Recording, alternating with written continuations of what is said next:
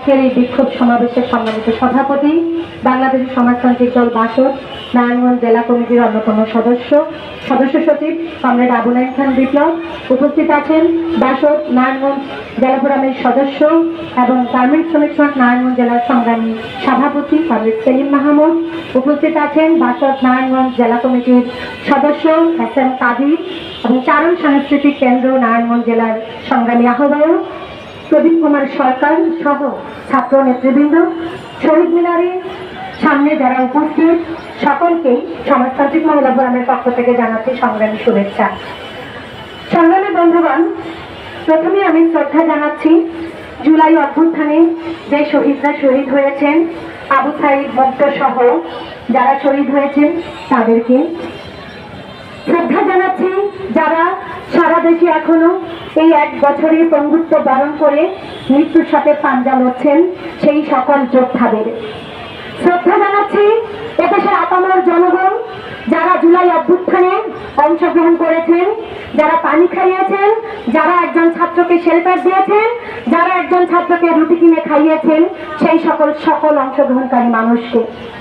সংগ্রামী বন্ধুগণ, জুলাই অভ্যুত্থানে সরাসরি আমরা একজন যোদ্ধা। শাহবাগের মঞ্চে যখন নাহিদ, আসিফ, হাসনাতরা আন্দোলন করছেন, সেই আন্দোলনের পার্ট আমি একজন। কি দাবিতে আন্দোলনে গিয়েছিলাম? শুধুমাত্র 36 দিনের আন্দোলনে কি ফ্যাসিস্ট হাসিনা সরে গিয়েছিলেন? আমি বলবো না। এই আন্দোলন শুধুমাত্র 36 দিনের আন্দোলন নয়। এই আন্দোলন গোটা 53 বছর যদি ধরি, মুক্তিযুদ্ধের যে স্বাধীনতা, সেই স্বাধীনতার পরবর্তী সময়ে যে 54 বছর, সেই 54 বছরের লড়াই। আমি যদি আরো ধরি, গত 16 বছর যে ফ্যাসিস্ট হাসিনা যে চতুর্থ পাথরের মতন আমাদের মাথায় বসেছিল, ঘাড়ের উপর চেপেছিল, সেই হাসিনাকে সরানোর লড়াই ছিল। দাবি কি ছিল? আমরা দেখেছি যে তার পুঞ্জীভূত ক্ষোভ জুলাই অভ্যুত্থানের মধ্য দিয়ে ফেটে পড়েছে সারা দেশে, উত্তাল হয়েছে সারা বাংলাদেশ। মূল দাবি কি ছিল? দাবি ছিল বৈষম্যহীন সমাজ, যার কারণে ব্যানারের নাম এসেছে বৈষম্য বিরোধী ছাত্র আন্দোলন।